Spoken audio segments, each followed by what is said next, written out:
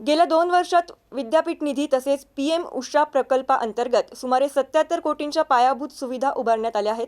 तसेच नवीन शैक्षणिक धोरणानुसार अपेक्षित गुणवत्ता व दर्जेदार संशोधनावर भर देण्याचा प्रयत्न करण्यात येतोय, असे प्रतिपादन कुलगुरू डॉक्टर विजय फुलारी यांनी केले.